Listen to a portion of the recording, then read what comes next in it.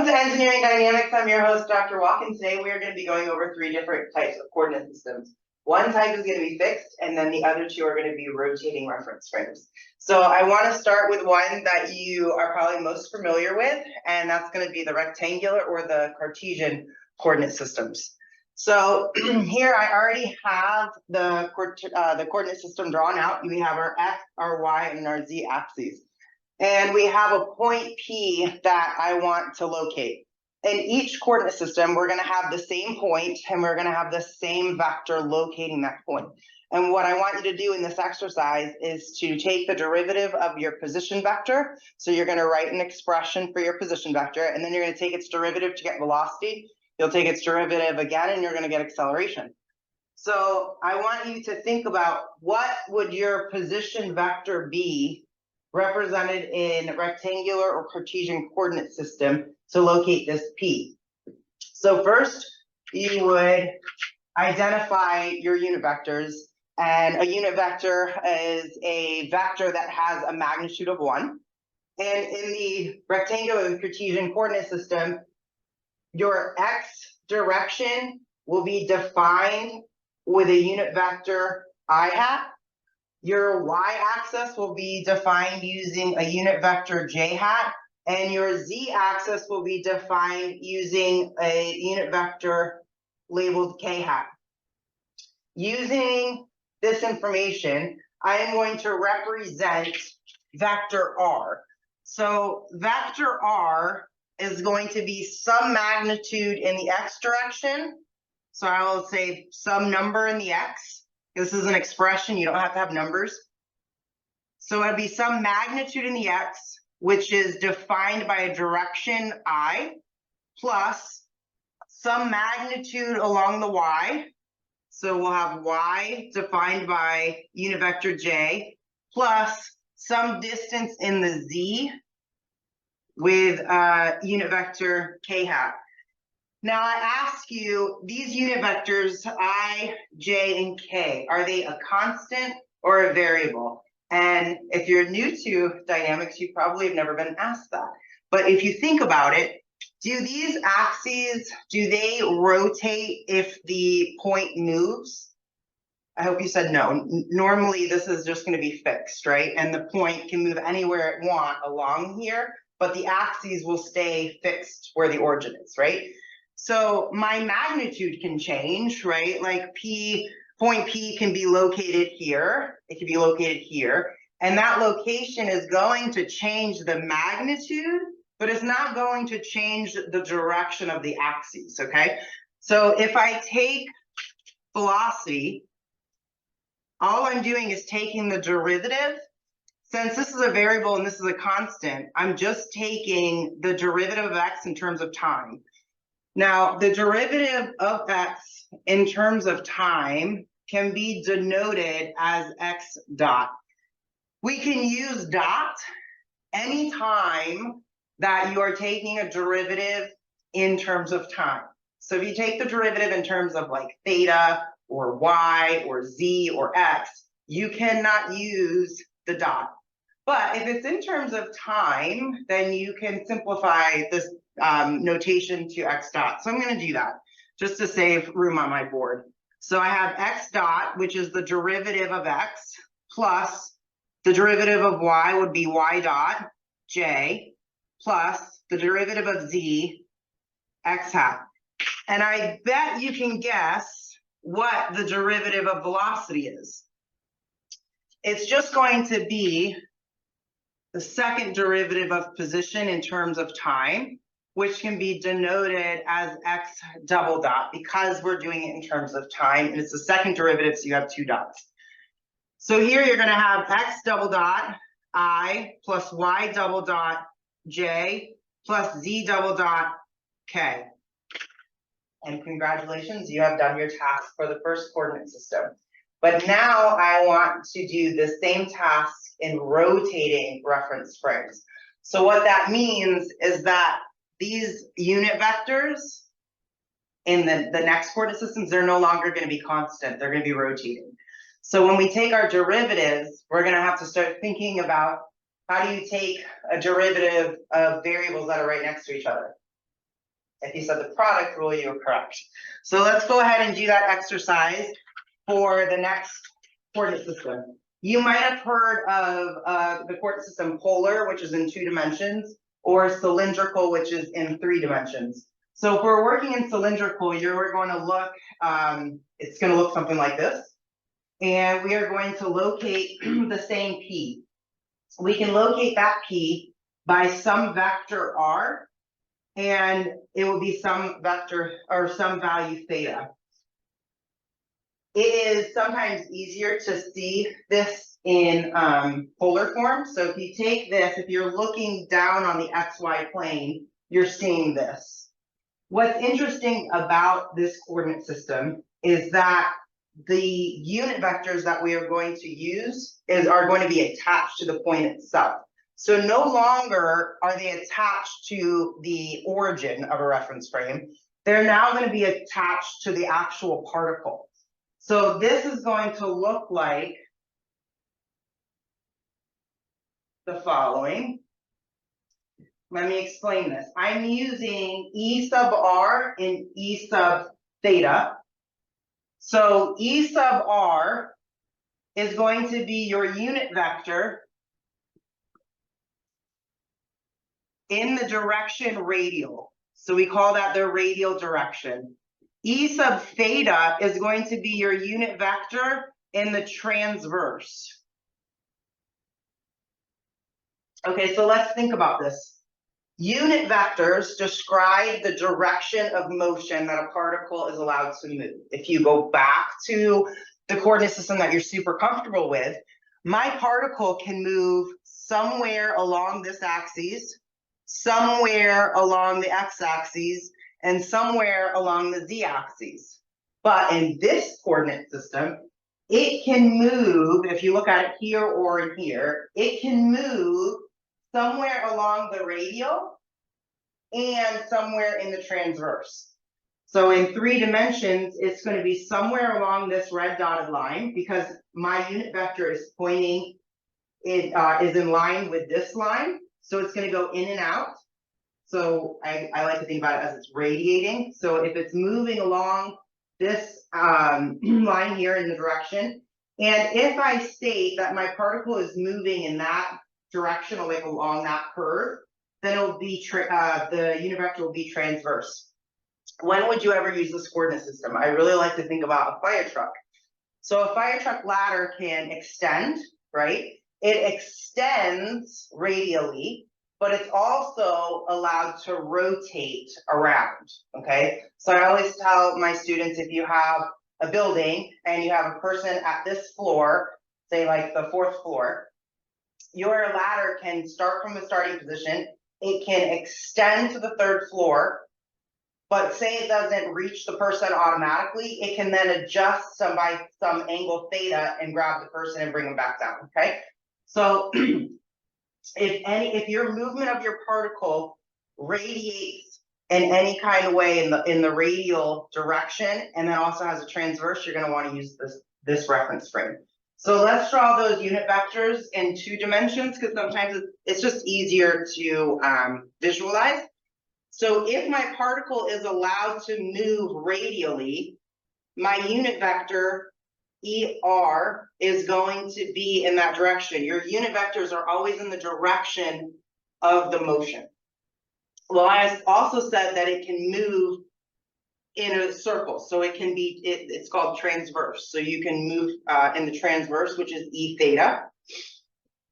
Now, what's interesting is we didn't define a Z vector.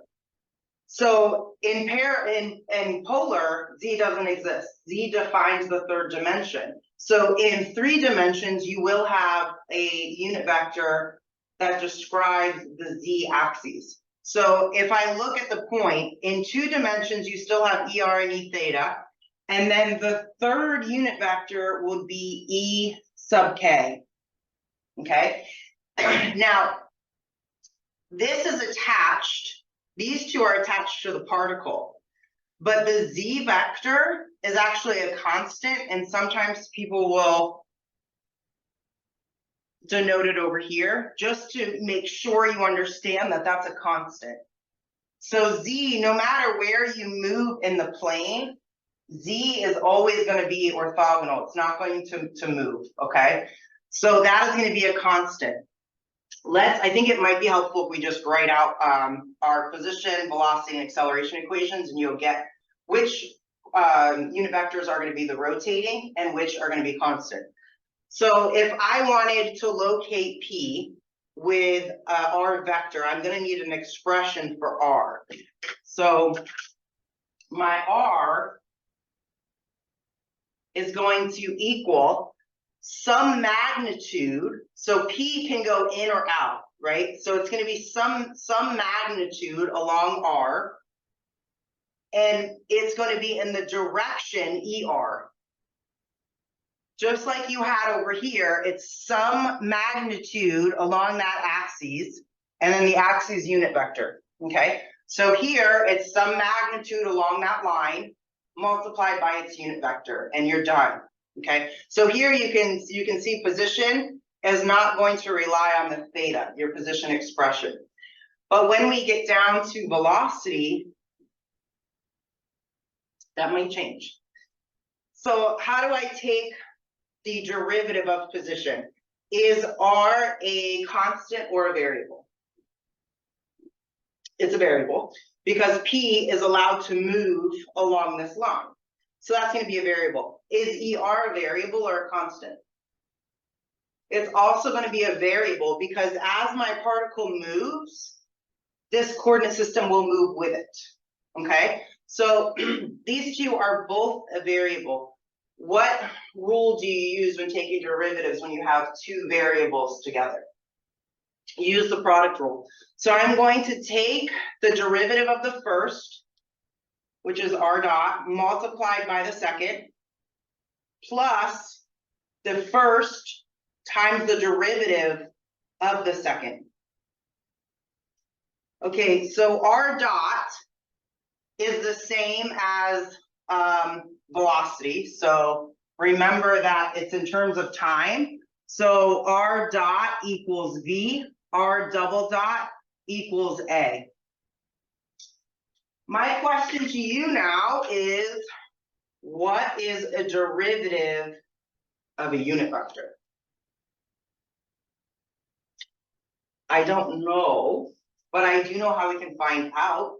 We can relate it to something we do know, okay? So this is the point in time where we are going to look at this coordinate system, and we're going to relate it to this coordinate system. So we said that the angle between the x-axis and the ER unit vector is theta. Excuse me. So if I wanted to project ER onto X and say this is Y, so by geometry, we know that theta is also over here, okay? If I wanted to project ER onto the X-axis and ER onto the Y-axis, I'm simply going to use the SOHCAHTOA rule, right? So ER, it's a unit vector, so the magnitude is 1. So we don't have to worry about anything. It's just going to be 1 cosine or 1 sine. So here is going to be 1 cosine theta. So I'm going to say that ER equals 1 cosine theta in the I direction. Then I want it projected on the y-axis. So now it's going to be ER sine theta, so plus sine theta in the J. I could also do this for E theta if I wanted to. So E theta would be projected onto the negative x-axis because here is positive. If I put this out, that's negative. So this would be negative sine theta I plus cosine theta J, okay? But here, I'm interested in the derivative of this unit vector, okay? So for now, we don't need this for right now. So we can come back to it. So here we have let's take the unit vector. That was written kind of weird. Let's take the derivative of this unit vector. So the in terms of time. So what is the derivative of cosine theta in terms of time? Please be careful here. So just because you don't see a t variable doesn't mean it's 0. So cosine is a time function, right? So it oscillates like this. That's a time function. So the derivative of cosine is going to be negative sine theta. We're not done though, because theta is also a variable. This theta can change. It's not a constant. So that means we have to take the derivative of theta. What's the derivative of theta? If you said omega or theta dot, you're correct. So we have to multiply this by theta dot. Now over here, let's just recognize that theta dot equals omega, theta double dot equals alpha. So that is angular velocity and angular acceleration. So let's go to the next one. What is the derivative of sine theta? Derivative of sine is cosine theta. Derivative of theta is theta dot.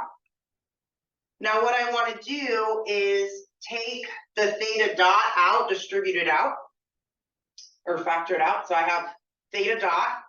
I have negative sine theta plus cosine theta. Oh, and this is, I forgot my unit vectors. Uh-oh.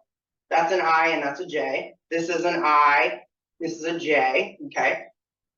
So this is the derivative of the unit vector in the radial direction with respect to time.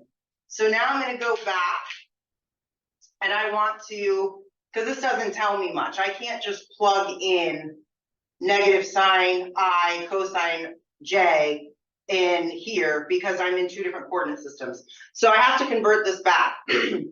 That's where the E theta is going to come in. So I want to rewrite what I just erased. So E theta in the X and Y. So if I project the unit vector E theta onto the negative X axis, I'm going to have negative sine theta in the I direction. And then I'm going to project E theta onto the Y axis, which is going to be cosine theta in the J direction. Can you see that this is the same as this? So all we have to do is substitute this guy right in.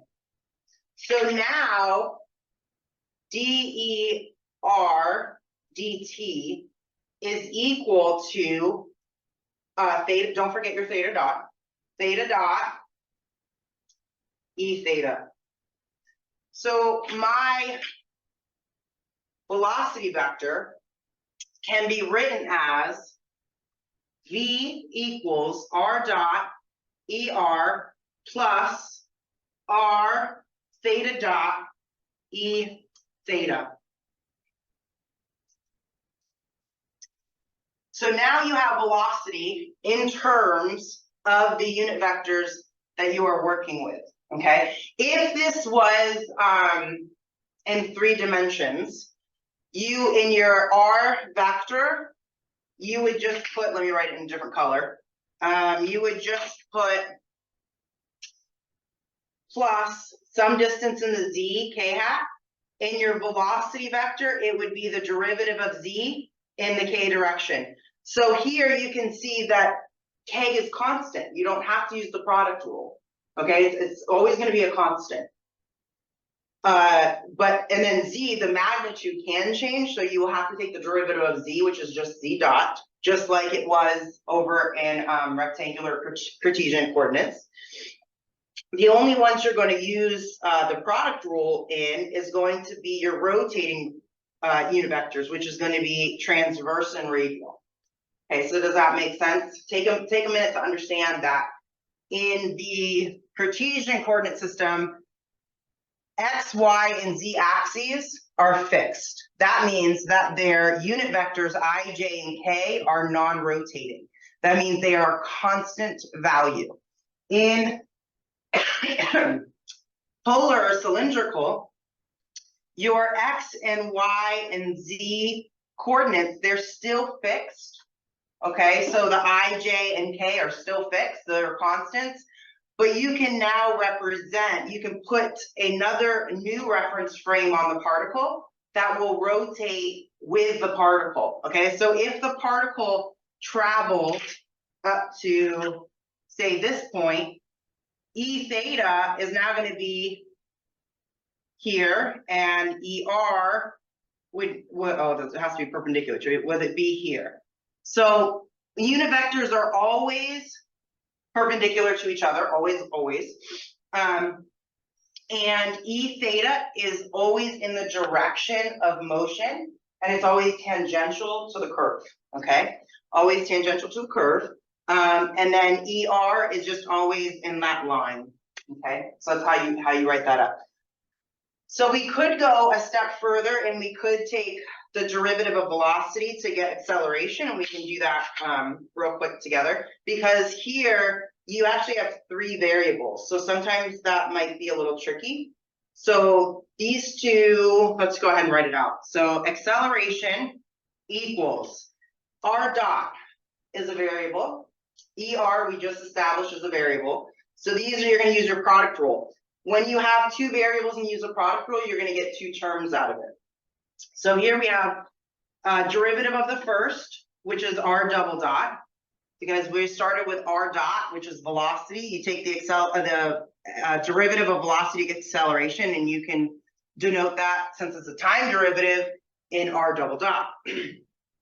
So you do derivative of the first times the second plus the first times the derivative of the second, plus now you have to take the product rule of 3 terms.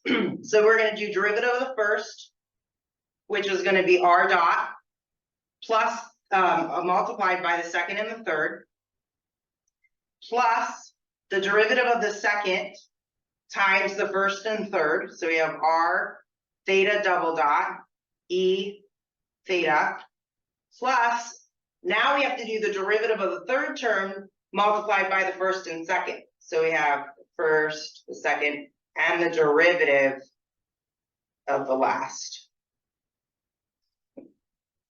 Okay, so I have 2 derivatives of unit vectors.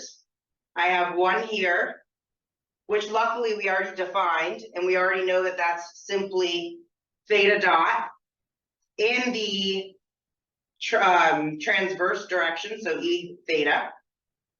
But now we have the derivative of the unit vector in the transverse. So we defined the unit vector in the transverse in Cartesian coordinates, but now we have to take its derivative. So what is the derivative of negative sine? And remember, you have to do the chain rule here. You have to do also the derivative of theta. So the derivative of theta is theta dot. It's going to be negative because the derivative of negative sine is negative cosine, theta in the I, plus the derivative of cosine is negative. So we have negative theta dot sine, theta in the J. We're going to factor out a theta dot, and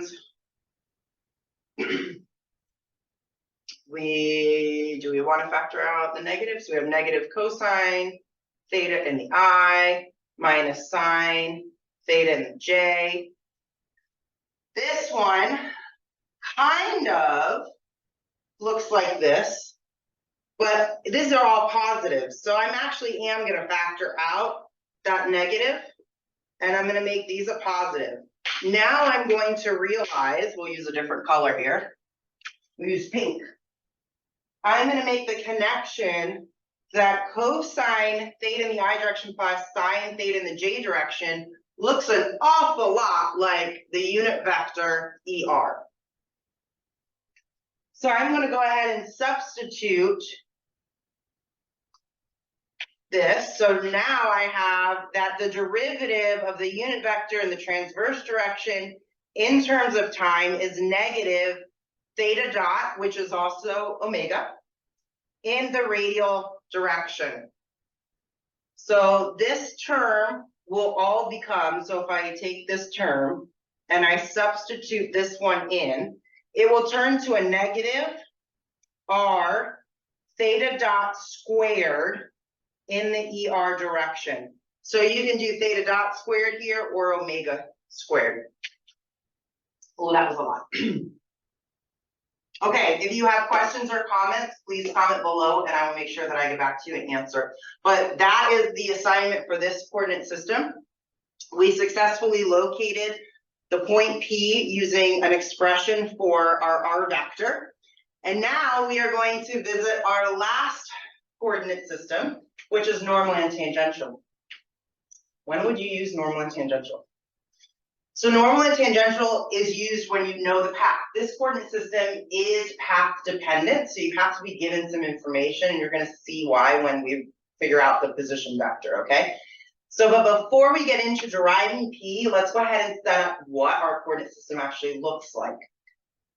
So you can see that P is along some path, okay? This path is defined by S.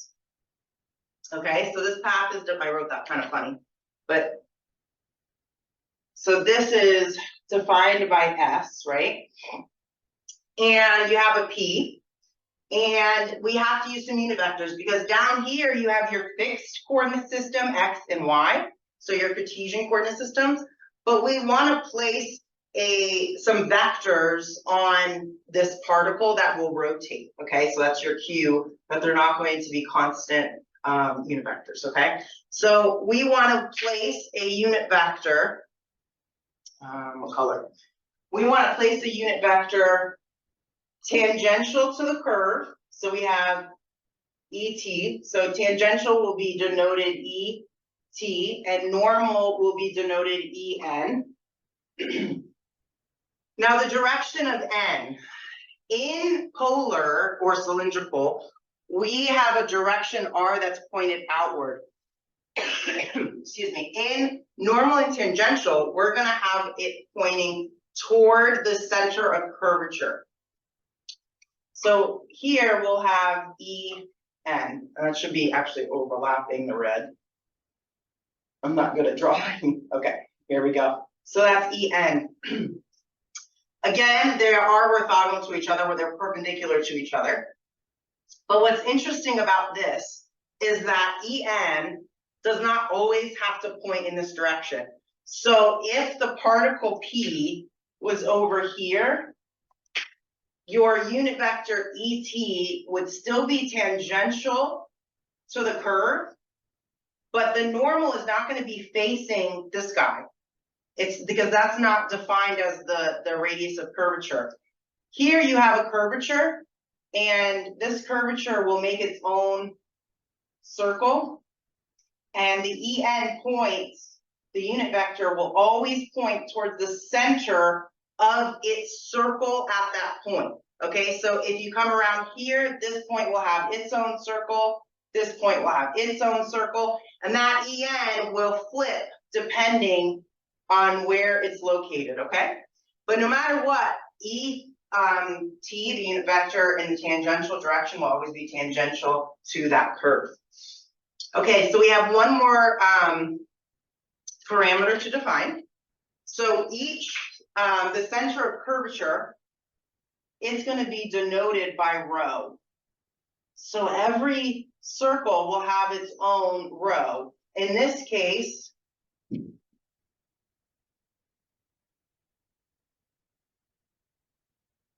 this would be rho, okay? So when we are developing our equations, we want to include rho, and you'll see that a little bit later on in the derivation.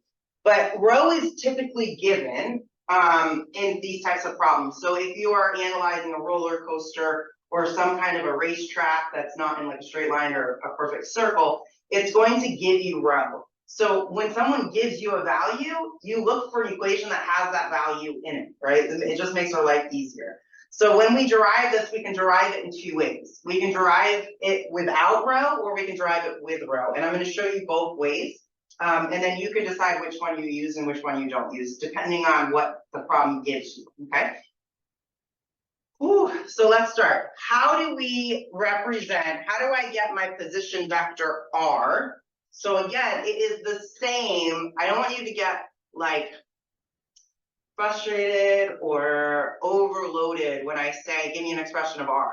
Because remember in the beginning of this YouTube video, you guys all located this P real simple because you are used to some direction in the X, some direction in the Y, some direction in the Z. It is the same thing. When you have a unit vector, it's going to be some direction, okay? The only difference in this one is that the path has to be given to you. So your expression for the vector R will be very vague because you have to be given something, okay? So, but we do know that R is some function of S, right? So it will be some magnitude of R, like it has been in all the other ones. So let's write that down. It's some magnitude of R, right? It could be, and the magnitude can change. So this is R, that's R. So the magnitude is different on each one of them. But it's also dependent on where the particle is along the path. So it's going to be dependent on S, the arc length, and it's going to be dependent on time. Because if 1 second I'm here, the next second I'm here, we have to include that time. So the path that is given to you in the problem has to have a magnitude, it has to have some kind of arc length, or it has to have some kind of magnitude and some kind of time, okay? Our vector R is dependent on all of these variables, okay? So we're going to leave it at that because it's path dependent. They'll give it to you. This is just our expression of what will be given. When I take the velocity, let's take a side step. Who can tell me or can you recall what kinematic relations are? You might not have heard of that exact title of like calling it kinematic relations, but I promise you actually know what they are, okay? So if I said, what is velocity? You would probably say, well, Dr. Rock, it's just the derivative of position. That's correct, and that is your kinematic relation. So you would say dr dt. If I ask for the kinematic relationship of acceleration, you would say dv dt. Those are your kinematic relations. Side note, dynamics is the study of motion, and there are two types of ways we can analyze motion. We can analyze them using kinematics, or we can analyze them using kinetics. Kinematics is using position, velocity, and acceleration. Kinetics is going to be using forces. So with that in mind, if I ask you, what is velocity? You should tell me it's dr dt. So I'm going to write dr dt. However, if I compare this to this, and I try to locate the same letters that are in here to here, you can see I'm missing an S. I have my R, okay, we're good. I have my T, we are good. But I have to have something with this S. In order to bring that variable in, we are going to multiply the top of the equation by the same thing we multiply the bottom. And since we're in derivative land, I'm going to say ds ds. Now that introduces it. You're probably like, why did you do that? That just made it so much harder. But it's not. Now I want you to think about what ds dt actually equals. ds dt is the rate at which the particle moves along this path in respect to time. The rate of change something takes along a path with respect to time is velocity. Okay, so I can say that v equals velocity dr ds. Now I have to deal with this guy, dr ds. Dr ds is the definition of the unit vector in the tangential direction. And that's because if we think of something infinitely small, so if I locate a point, I set a point here. If I locate a point right next to it, this segment here will be ds with an angle theta and r. That is the definition of your unit vector, because your unit vector, remember we said, was tangential to the curve. Now, I'm not going to go too much into this derivation of what this means. I'm just going to show you what it looks like, because if you can go deep into it and you'll find that it is the direction, but you have to normalize it to make it 1. But you have to take Calc 3 to understand that derivation. So right now we're just going to understand that an infinitely small segment on the path and the infinitely small change in r is the same thing as your unit vector in the tangential direction, okay? And like I said, when you take Calc 3, you'll learn a little bit more about that derivation. But for right now, you should be able to understand it, or hopefully just by visualizing it, okay? Okay, so we have our final velocity equation is a magnitude of velocity in the tangential direction. Take a second and understand what this is actually telling you. This is telling us that in this coordinate system, velocity is always tangential to the curve. There is no velocity in the normal direction, okay? So on an exam, if I say, is velocity normal to the curve? You can say, no, it is always tangential, okay? So don't be caught by that. It tells you that right here in this equation that we just derived. Okay, so our next step is going to be the derivative of this. So we can take the derivative of A. So again, if is V a variable or a constant? Well, speed can change all the time. I can go fast, I can go slow, you know, whatever. So yeah, that's a variable. ET, yeah, it can change. You just saw it. As I move along the path, as it curves, it will stay tangential to the path, but it's going to move the direction, right? So yes, that's a variable as well. So I have to do the product rule. I'm going to do the derivative of the first, which is acceleration, times the second, plus the first times the derivative of the second. Oh boy. We are back to this nonsense of derivatives of unit vectors that I don't know how to take. So we are going to treat it the same way that we did in the polar or the cylindrical coordinates. But in this one, of course, we're going to add a layer, right? Because that's what we do in math. We just make things hard.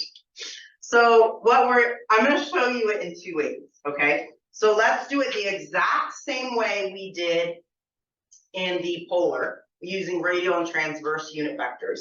What we're going to do is we are going to overlay. Where can I do this so that I won't have to erase? So we are going to take the XY frame, because I love taking derivatives of sine and cosine because I know how to take them. And I'm going to overlay our ET vector, unit vector, and our E normal, EN vector. Again, theta is defined by the positive x-axis. Okay, so I'm just going to project ET onto the x-axis and ET onto the y, and then EN onto the x and EN onto the y. This is going to be the same as what we just did. So let's go ahead and do this in purple. I have a student who loves purple, so I'm going to do it in purple. So let's do, what is the projection of ET onto the xy? It will be cosine theta in the I plus sine theta in the j. Let's go ahead and take that derivative in terms of, now, you can take this in terms of time, like we did before, or you can take in terms of theta. Why would you do one over the other? One is going to give you an equation that has omega in it. That's the time derivative. But if you take the derivative in terms of theta, then it is going to give you a parameter with rho. So, you know what, why don't we do that first? And maybe for homework, you can do this to get omega. You'll do, U for homework is going to be E dt in terms of time, okay? And you're going to get an equation with an omega in it. Okay, you're gonna get an acceleration with an omega right here. I'm gonna do one where I get an equation with rho right here. Okay, either one is totally valid, but I just going back to what I said before, most problems are going to give you values of rho, and I want my life to be a little bit easier. Okay, so we are going to take it in terms of theta. Because we're taking it in terms of theta, I no longer have to say the theta dot. I can just say that the derivative of cosine is sine theta I. The derivative of sine is cosine theta j. And I'm going to then do the same thing for E theta. So E theta projected onto the X and Y. Remember that this is your origin. This is positive X. So when we project En onto this side of the X axis, it will be negative. So it's going to be negative sine theta I plus cosine theta j. These two look an awful lot alike. So I'm going to say that dE, the derivative of the unit vector in the tangential direction in terms of time is really just equal to E theta, which is the unit vector in the transverse. In terms of theta. Oh, I'm sorry, in terms of theta. In terms of theta. So the derivative of the unit vector in the tangential direction in terms of theta is E theta.